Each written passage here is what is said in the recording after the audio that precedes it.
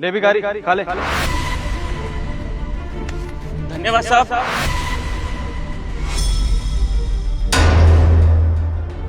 ये रामू की आवाज है ना?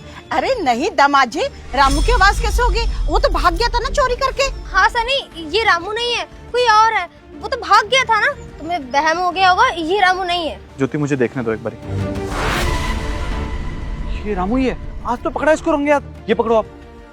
ज्योति मुझे मास्क दो। सनी मेरी बात सुनो ना, वो कोई और है, देखो शक्ल भी मैच नहीं हो रही है। वो भाग गया पैसे लेके, वो नहीं है, ठीक है ना? चलो घर चलते हैं।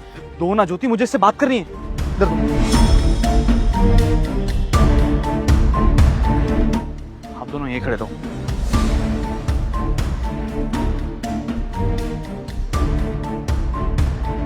सुनो, मैं खाना नहीं दूंगा, ये चले जाओ ऐसे। खाना छीनने नहीं आया हूँ तुमसे, और खाना खिलाना आया हूँ। और खाना खाना है? नहीं, नहीं चाहिए मुझे कोई दूसरा खाना, इसमें पेट भर जाएगा। जाओ यहाँ से, जाओ। एक रोटी से क्या होगा तुम्हारा? तुम चाहो तो मैं किसी अच्छे रेस्टोरेंट में तुम्हें लंच करा सकता हूँ, अच्छे से एकदम। करोगे? सच में खिलाओगे? भगवान के द्वार पे खड़ा हूँ, झूठ तो नहीं बोलूंगा तुमसे। खाना चाहते हो? हाँ। लेकिन उससे पहले मेरे कुछ सवालों के जवाब देने होंगे। तुम पूछिए। तुम यहाँ इस हालत में, मतलब शरीर से ठीक ठाक लग रहे हो, मुझे लगता है थोड़ा बहुत काम भी कर ही लेते होगे। तो ऐसे भीख क्यों मांग रहे हो यहाँ पे? हाँ, ऐसी क्या मजबूरी है कि भूखे पेट मरना पड़ रहा है? एक रोटी को भी इस तरह से खा रहे हो जैसे जन्मों से खाना ना मिला हो तुम। ऐसा क्या हो गया?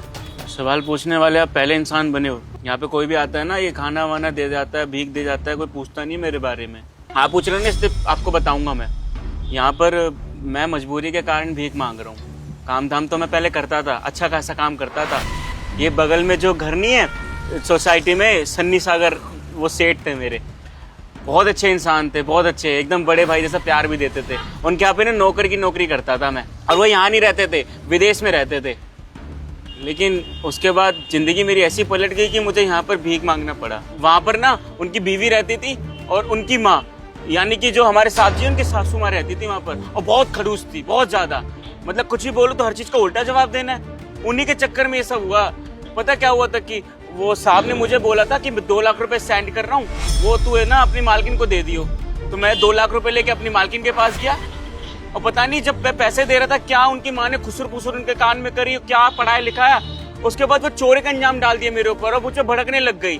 कहा कि तू इस घर से निकल जा, तू चोर है। ये ड्रेस अच्छी लग रही है ना माँ? ये बहुत सुंदर है यार। मालकिन, ये साहब ने आपके लिए 2 लाख रुपए भेजे हैं, कहा आपको देने के लिए। उन्होंने भेजे हैं या तो चोरी करके आए? कैसी बातें कर रहे हो, हम चोरी चकारी थोड़ी ना करते हैं। ये भेजे आपको देने के लिए, ठीक है? ज्योति बेटा, एक बात बोलूं, ये 2 लाख रुपए हम लोग रख लेते हैं, और इसे ना, समझ गई ना? सही कह रही है माँ, पैसे तो बहुत ज्यादा है, इसे बाहर ही निकाल देती हूँ, किसी को पता भी नहीं चलेगा। बिल्कुल। ठीक है, हम चलते हैं। रुक एक सेकंड, कहाँ जा रहा है? ये पैसे चोरी किए है ना? बदतमीज, हमारे घर में रहता है और चोरी करता है, तुझे शर्म नहीं आती बिल्कुल भी? मालकिन कैसी बातें कर रहे हो, चोरी नहीं करी हमने, चोर थोड़ी ना, इतने दिनों से वफादार से काम कर रहे हैं। अरे तुझ जैसे को ना मैं अच्छे से जानती हूँ, पैसे देख लिए होंगे, लालच आ गया। तू ना इस घर में रहने लायक ही नहीं, तुझे ना इस घर से निकाल के रहूंगी। हाँ ना माँ, ठीक कह रही हूँ ना मैं? हाँ बेटा, इसे ना धक्के देके बाहर निकाल दे, चोरी करता है। अरे चोरी नहीं करी हमने, सच बोल रहे, मम्मी कसम। तू ना निकल यहाँ से, चल निकल यहाँ से। माँ देखो कितने सारे पैसे। चल शॉपिंग करने चलेंगे। ठीक है, 1 2 3 4 2 लाख रुपए है, मजे आ गए। बताओ साहब, मैं तो बस मदद कर रहा था और वफादार था, मेरे साथ इतना कुछ हो गया। मैं तो चोरी चकारी कुछ नहीं करी थी, इतना कुछ गलत कर दिया। जब से उसकी माँ रहने आई थी ना, तब से पता नहीं कुछ गलत ही हो रहा था मेरे साथ। जब तुम्हारे साथ इतना कुछ गलत हो गया, तब भी तुमने एक बार भी अपने मालिक को ये बात बतानी जरूरी नहीं समझी? एक बार भी उनसे बात करने की कोशिश नहीं की? अगर तुम इतने सही थे तो एक बार तो उनसे बात करनी चाहिए थी ना? साहब आप क्या सोच रहे, कोशिश नहीं की होगी मैंने? बहुत बार कोशिश की है, बहुत बार। 1 2 बार तो फोन ट्राई करने की कोशिश किया, लेकिन वो बाहर रहते थे ना, तो सिग्नल विग्नल पकड़ने में शायद कोई दिक्कत हो गई होगी, और कोई नया नंबर था हमारे पास, था भी नहीं। इस चक्कर में हमारी बात नहीं हो पाई ढंग से। अगर बात होती ना, हम पूरी कहानी समझाते। अब तो हमको ऐसा लगता है कि साहब जी हमको गलत समझते हैं। साहब जी हमारे पास मिलने के लिए एक बार भी नहीं आए, हम ना उनसे गुस्सा है। बताओ, इतने सालों से कोई इंसान तुम्हारे यहाँ पे काम कर रहा है, अगर कुछ बात हो गई तो एक बार आके पूछते ना, लेकिन एक बार भी नहीं पूछा। और शायद उनकी भी गलती नहीं होगी।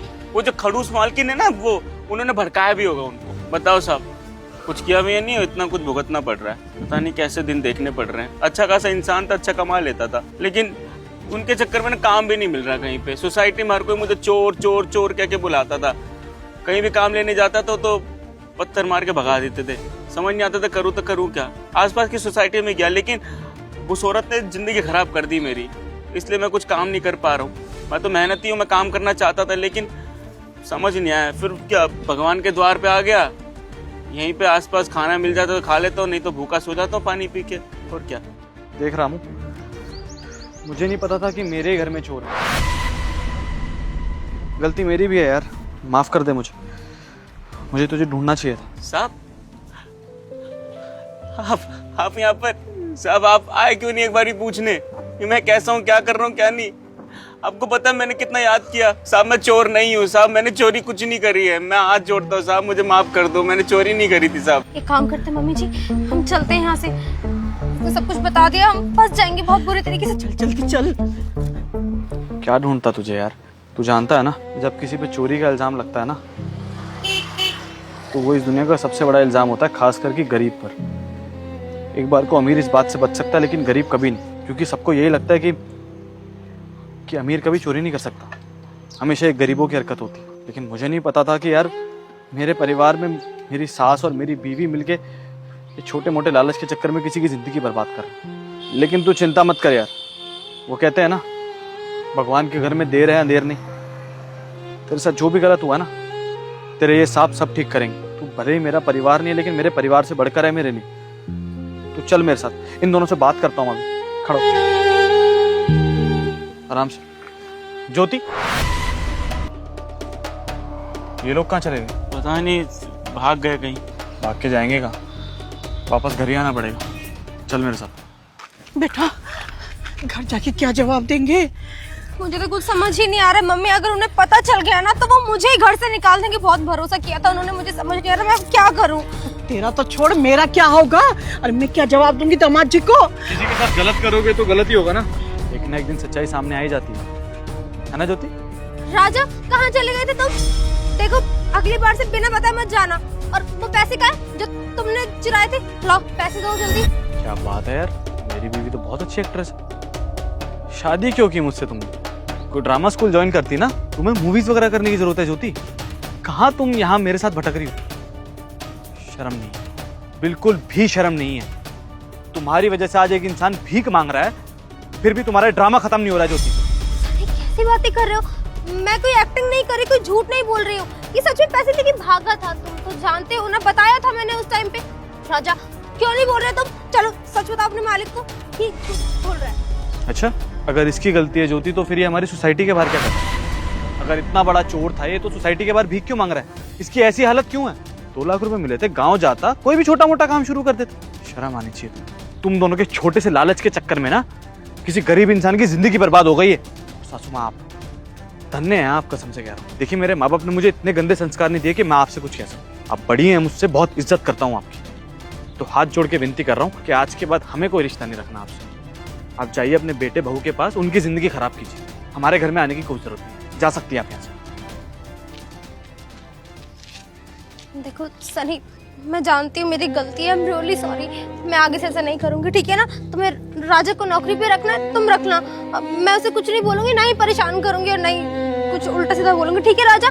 जो भी हो उसके लिए माफ कर देना। सनी प्लीज यार, मुझे माफ कर दो। I am really sorry.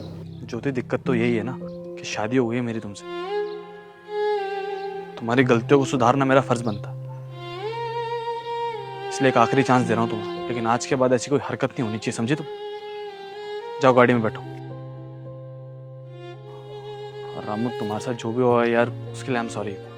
देख, तूने जो भी झेला उसको मैं नहीं बदल सकता, लेकिन तेरी आने वाली जिंदगी सुधार सकता हूँ। आज के बाद तू हमारे यहाँ पे ऐसे नौकर की तरह काम नहीं करेगा, तू मेरे ऑफिस में काम करेगा। और तेरी सैलरी भी 10,000 नहीं, पूरे 25,000 होगी। चल, घर चलते हैं।